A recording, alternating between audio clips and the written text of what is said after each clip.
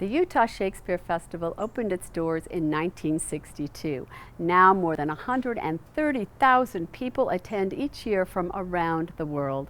We're here in Cedar City to give you a behind-the-scenes peek at this year's Utah Shakespeare Festival experience.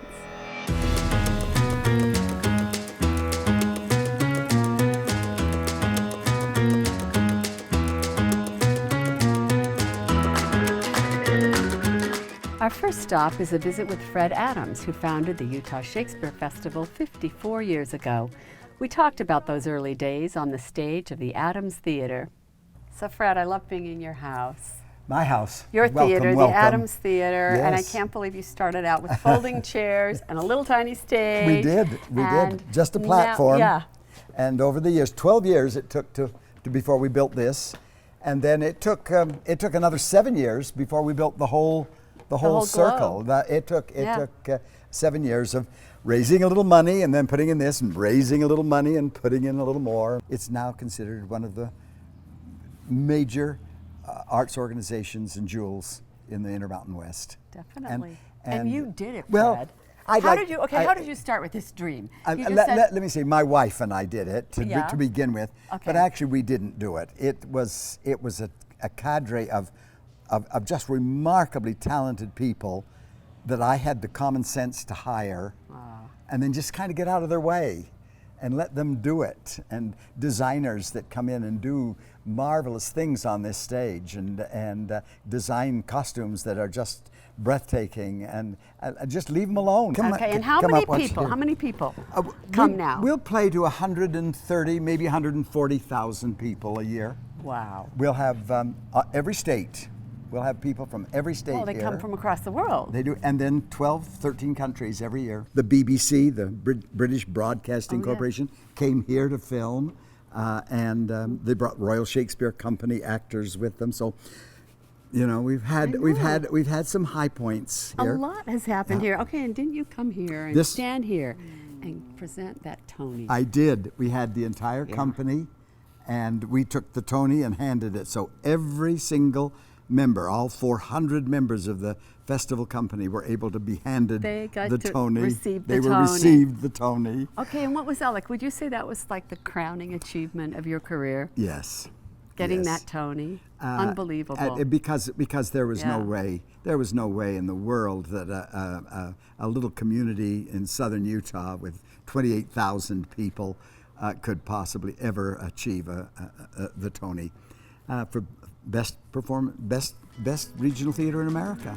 And you did it. And we did it. You did it.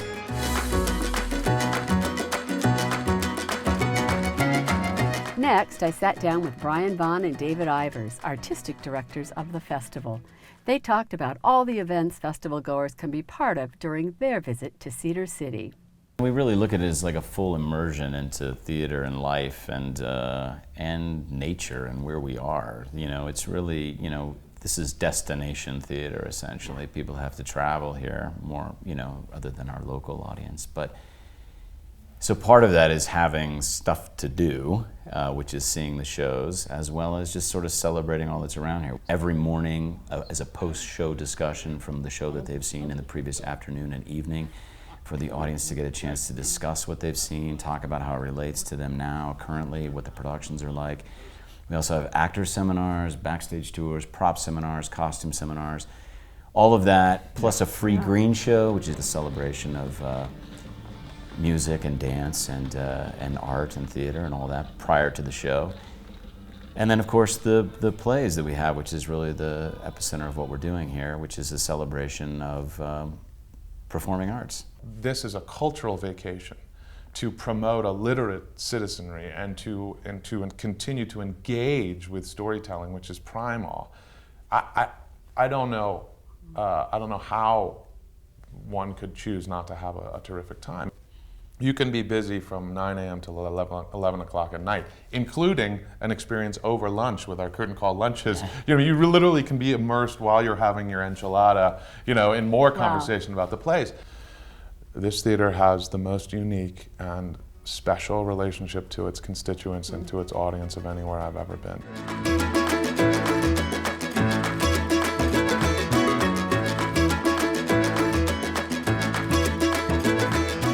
Let's talk about what's on the lineup this year at the Shakespeare Festival.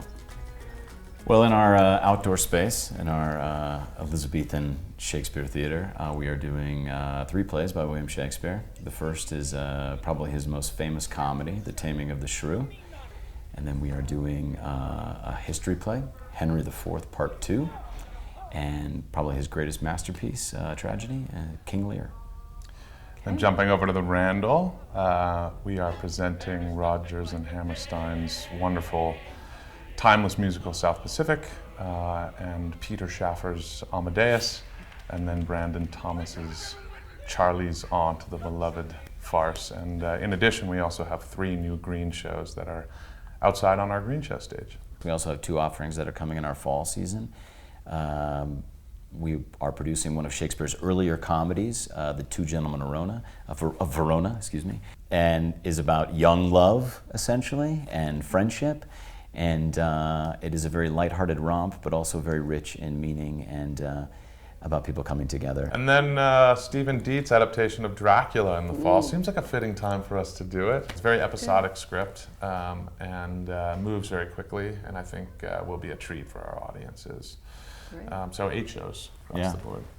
This is obviously the last time you'll be in the Adams Theater. It's going away, but you've got this incredible new center coming up. What's that transition going to be like for people? How's that going to change their experience? Well, I hope it will improve their experience, really. That's been one of the key elements of the whole project, was a better patron experience, more comfortable, more contained, more accommodating, and on top of that, there's a new theater that we're building, 2 new theaters, a studio theater, 200-seat flexible space, as well as our new Elizabethan space, which is going to be more accommodating for ADA compliance, as well as comfort, without sacrificing any of the current actor-audience interplay that happens in our current space. And on top of that is also an art museum for patrons to experience while they're here on the grounds.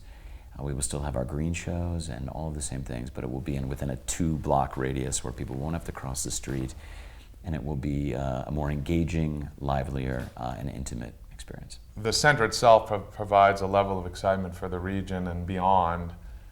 I think our focus will always come back to, it doesn't really matter unless what's happening inside of that center. That content. I mean, I think for us, in addition to all those things, it gives us an opportunity to focus in a new way on our storytelling, in a new environment, with the added benefit of knowing that our patrons are taken care of in a different way, so that the focus can continually come back to that real estate that contains the play. You know, and what it will allow us to do in terms of program, calendar rollout, you know, the things, how do they look different? What's it like to see a play you've seen here for 54 years, you've seen 9 productions of X, Y, or Z, and now all of a sudden you're seeing it in a 20 by 20 black box theater, a Shakespeare play, you know what I mean? That's compelling, that's really exciting, and I think for us, that's going to be front and center. Fred Adams is excited for the new complex, even though he'll miss the old theater. It's been a warehouse of memories, and and we'll miss it. We'll miss it. You'll notice that I Look, you're get tearing just up, a little. honey. I get just a little weepy when we start talking about it's coming down, but it will come down. Yeah. And something will rise. Oh, and something magnificent will rise just across the street. I'm at the construction site of the new home for the Utah Shakespeare Festival.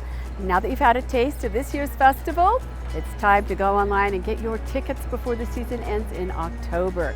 You can go to bard.org for more information and to buy tickets. I'm Mary Dickson for Contact in the Community.